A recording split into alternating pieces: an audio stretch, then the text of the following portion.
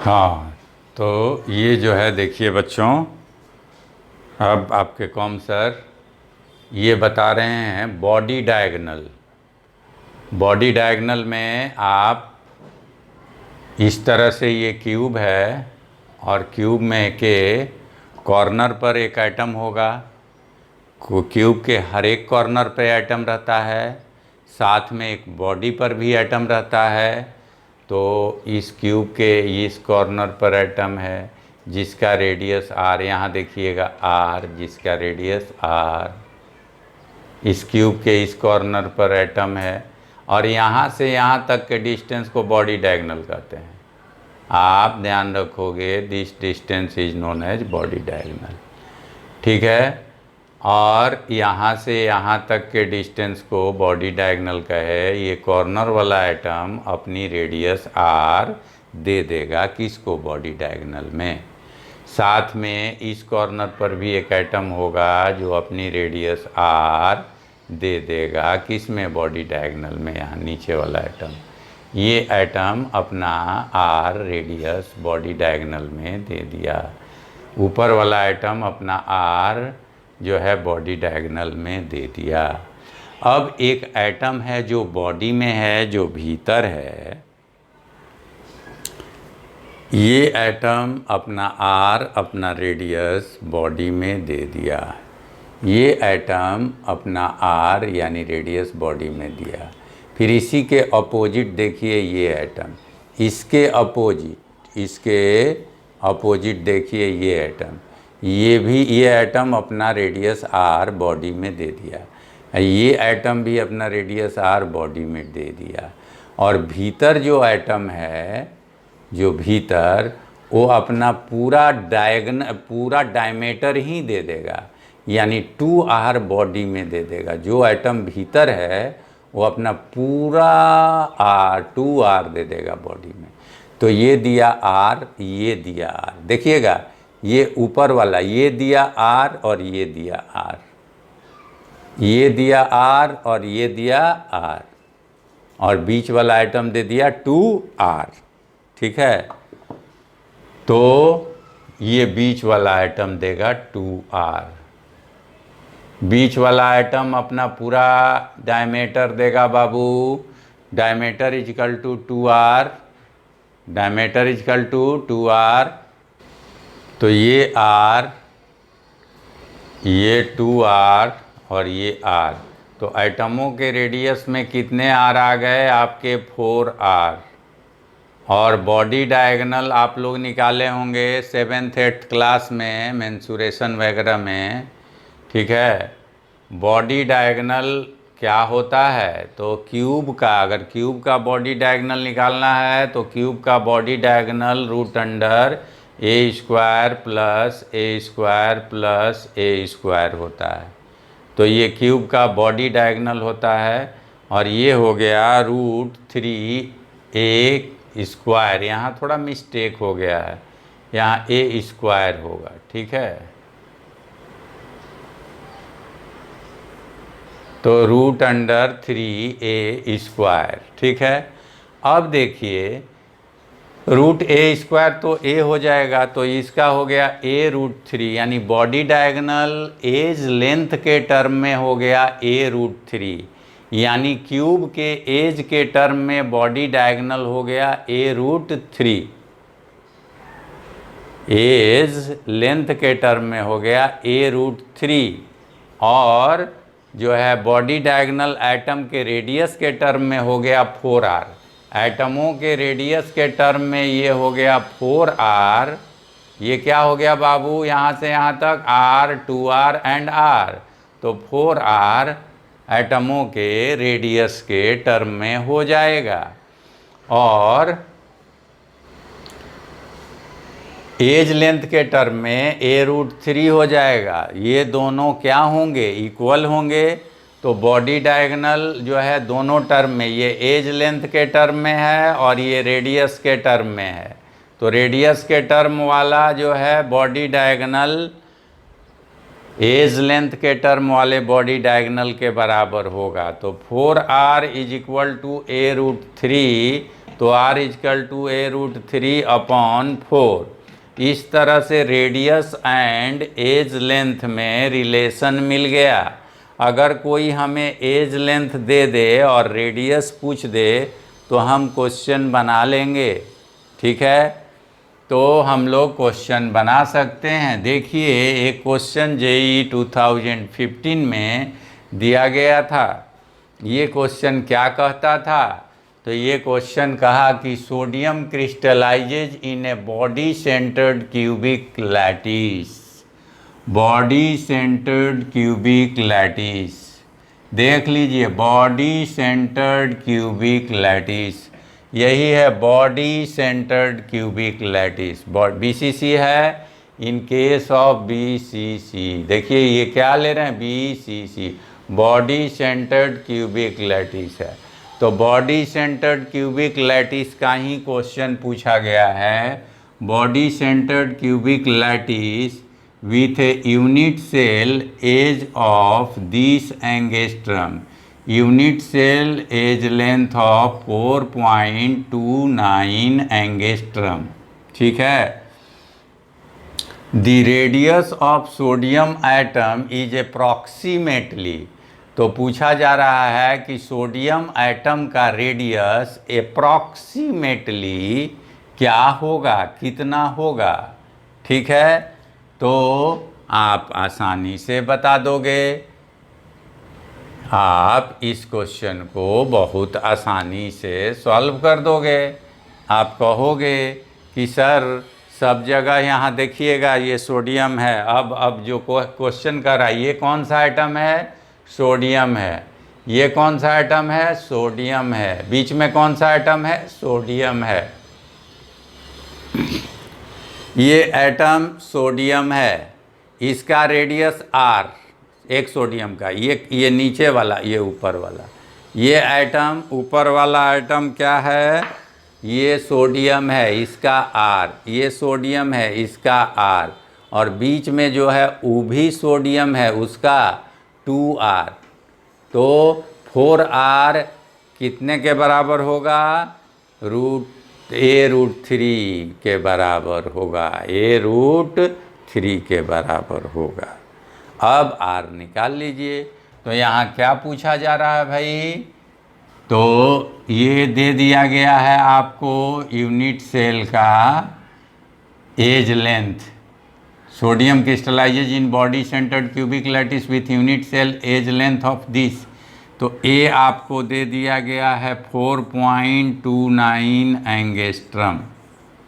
ए दे दिया गया है 4.29 एंगस्ट्रम।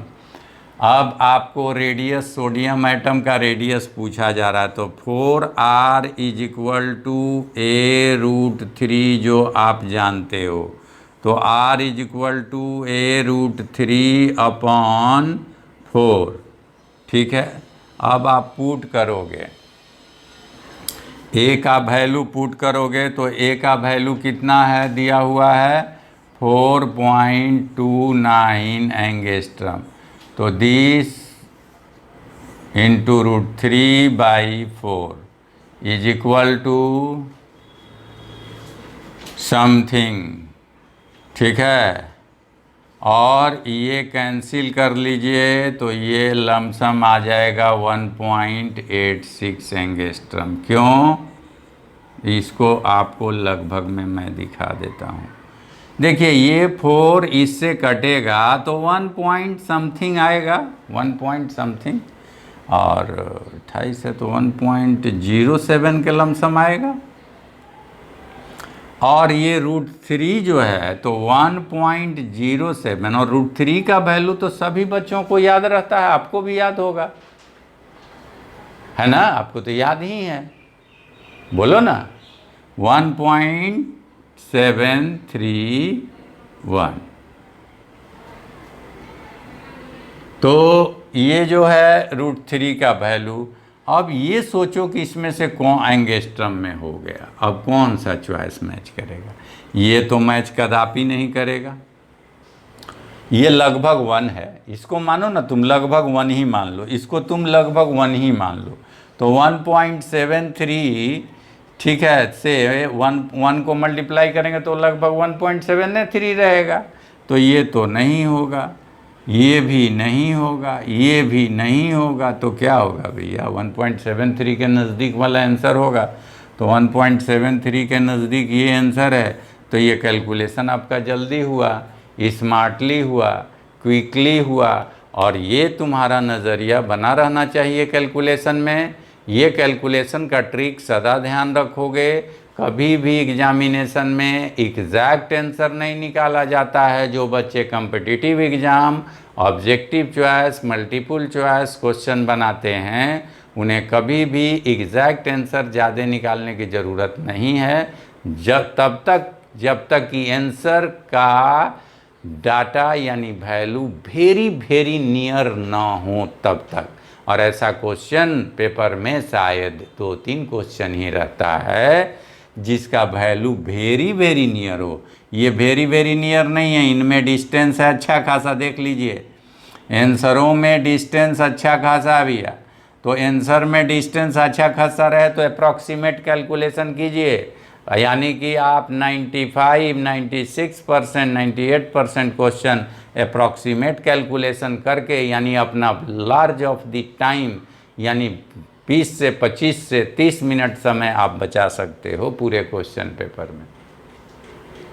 ये गेम खेलकर अप्रॉक्सीमेट करना, क्या √3 का वैल्यू 1.73 जानते हैं, 4 और 4 कटेगा तो लगभग 1 के नज़दीक आएगा। अब 1 के नज़दीक, 1 से 1.73 यानी आंसर 1.73 के नज़दीक रहेगा। ये आंसर के नज़दीक है, इसे टिक मार के तुम पतली गली ले लो, है ना। तो ये सब ट्रिक जो है स्पेशल हैं, और ये सब काम आप करोगे जब जब आपको मिलेगा मौका, तब ये सब ट्रिक लगाओगे कैलकुलेशन में। आपके पूरे क्वेश्चन पेपर में मैक्सिमम चॉइस ऐसे ही होते हैं, मोस्ट ऑफ द चॉइस। इसलिए आप ध्यान रखना कि आप कैलकुलेशन में अपना 20 to 30 मिनट टाइम सेव कर लेना, ठीक है। हाँ,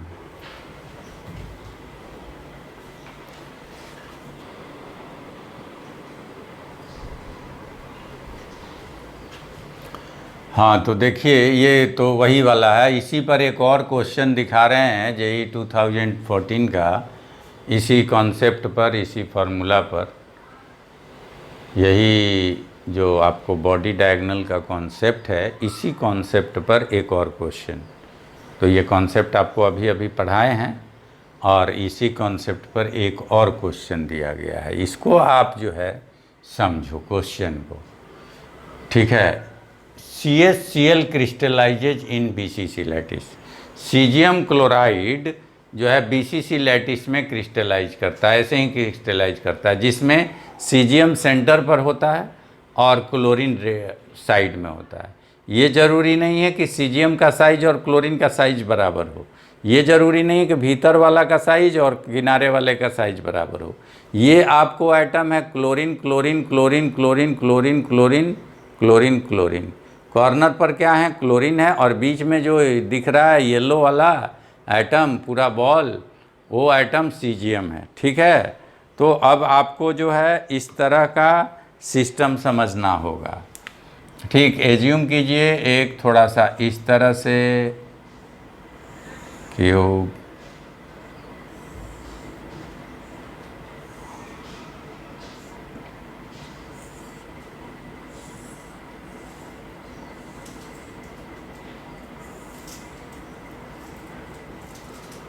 ठीक। और ये देखिए, और ये देखिए, और ये देखिए, ये आ जाए, हाँ ठीक है, आप देख लिए। अब आपको मैं बताऊं कि एज्यूम कीजिए कि ये आपका एक कॉर्नर है और ये अपोजिट कॉर्नर है। ये पीछे का कॉर्नर है, ये आगे का कॉर्नर है, और अपोजिट कॉर्नर है, ठीक है। ये पीछे का कॉर्नर और ये अपोजिट कॉर्नर। और यहाँ से यहाँ तक का लेंथ है बॉडी डायगोनल। ये है बॉडी डायगोनल जिसका वैल्यू होगा a√3। ठीक है, ये होगा।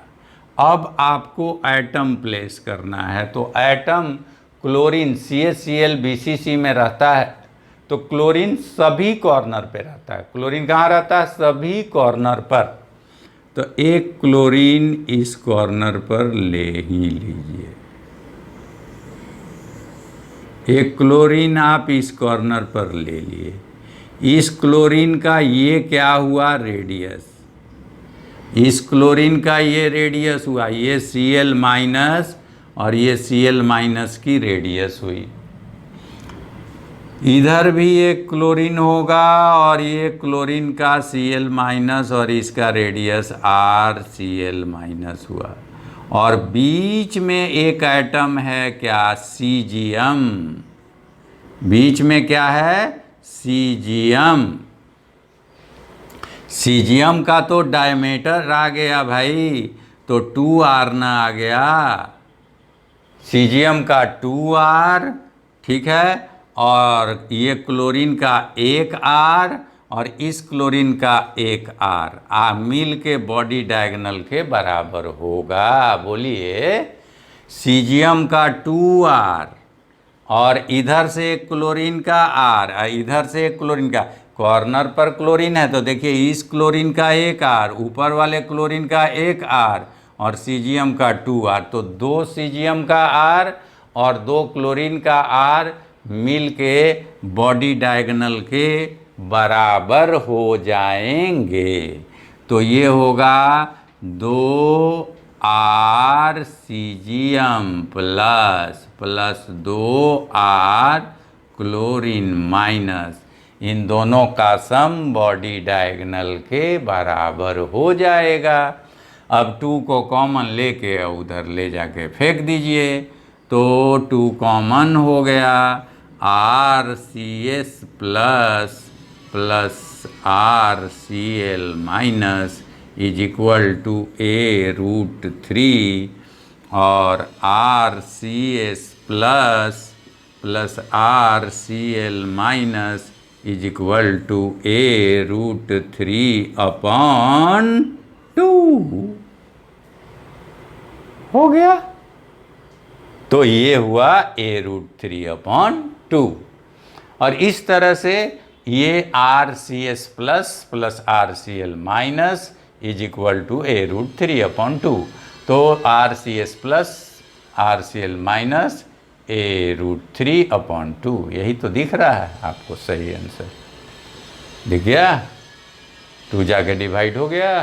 तो ये है आपको क्वेश्चन बनाने का टिप्स, ट्रिक, टेक्निक। ठीक है, तो इस तरह से क्वेश्चन बनते हैं और हम लोग बनाते हैं, और कॉम्पिटिटिव क्वेश्चन हार्ड नहीं होते हैं।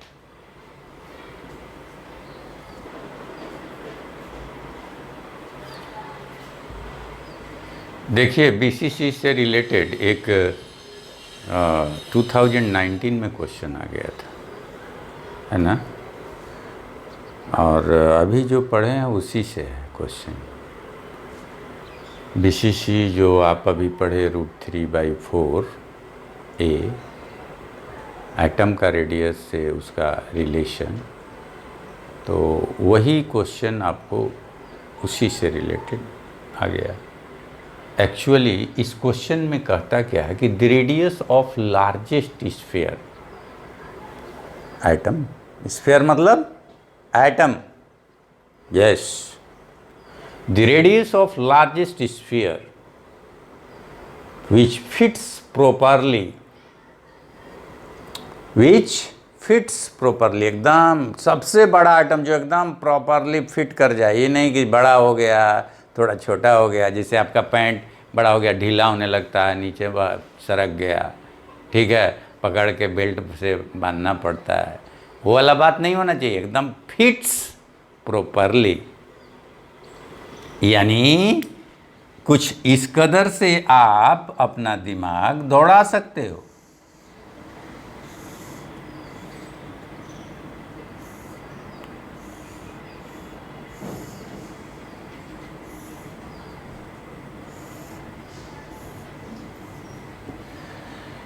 तो क्या कह रहा है, the radius of largest sphere which fits properly at the centre of edge. Edge किसे कहते हैं भैया? एज कहते हैं इसे, देखिएगा यहाँ ध्यान रखिएगा, एज इसे कहते हैं। इस एज पर फिट करना चाहिए प्रॉपरली। तो भैया बीसीसी में तो कॉर्नर पे एटम रहता है, बीसीसी में तो हर कॉर्नर पे एटम रहता है। तो इस कॉर्नर पे एक एटम होगा जिसका रेडियस आर, इस कॉर्नर पर एक एटम होगा जिसका रेडियस आर। ये तो बीसीसी का गुण है, कैरेक्टर है, ये तो आप जानते हो। अब रही बात कि कहता है कि एज पर वो एटम, तो ये दोनों कॉर्नर के एटम के बीच कुछ तो जगह होगा खाली, इसी खाली जगह पे एकदम प्रॉपरली फिट करने वाला, बहने वाला नहीं। ये नहीं कि भीतर में इतना बड़ा एटम ही तो बह जाएगा, है ना, ऐसा नहीं। कैसा? एकदम फिट्स प्रॉपरली, एकदम इस जगह पर एक ऐसा एटम जो प्रॉपरली यहाँ पर फिट कर जाए, मतलब ना बड़ा ना छोटा, एग्जैक्टली इसी के अंदर के लायक। तो इसका रेडियस स्मॉल 2r, क्योंकि इसका तो पूरा डायमीटर ही आ गया अंदर में एज पर। तो इस एटम का जो कॉर्नर पे है उसका एक radius I as per, as length पर, और ये बीच में जो एटम है, बीच में जो एटम है उसका पूरा डायमीटर आ गया एज पर यानी 2r। और फिर ये एटम जो कॉर्नर पर है इसका सिर्फ रेडियस आया एज पर, तो एज पर कॉर्नर वाले दो एटम का रेडियस 2r आया और बीच वाले का भी अपना 2r। बीच वाले एटम का स्मॉल r से रेडियस डिनोट करते हैं क्योंकि इसी को फीट करना है, इसी को क्या करना है, फीट करना है, और साइड वाले को कैपिटल R से डिनोट करते हैं। ठीक है, तो ये बीसीसी का केस है। तो भैया बीसीसी का केस है, तो बीसीसी के केस में ये कॉर्नर पर जो एटम रहता है उसका रेडियस, जो कॉर्नर पर एटम रहता है उसका रेडियस क्या होता है, √3a/4। ये तो अभी आप पढ़े हैं। कॉर्नर पर जो एटम होता है, कॉर्नर पर जो एटम होता है उसका रेडियस √3a/4 होता है।